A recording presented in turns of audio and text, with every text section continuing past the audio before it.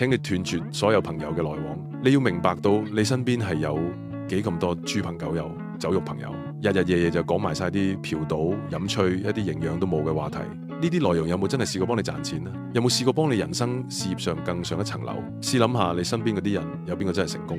有邊個做嘢特別出色？如果冇呢，你仲黐住佢哋就會浪費時間，唔會有任何係財富同思維嘅增長。近朱者赤，近墨者黑。你要學識睇呢班人入邊邊個過得最好、最幸福、最充實。但係如果你覺得佢哋嘅生活都唔係特別如意同理想，請你立即離開，因為佢哋帶唔到價值俾你。佢哋嘅生活寫照亦都只會反映你嘅未來。所以你要學識揀朋友，甚至建立自己嘅圈子。真正聰明嘅人唔係等人接納自己，而係創造自己嘅社交網絡，吸引志同道合嘅人靠近。你要學識做一個獨立有價值嘅人。如果你想更深入學習股票同提升個人思維，記得 like 同 subscribe， 按埋個鐘仔。我係 New Type 員阿龍。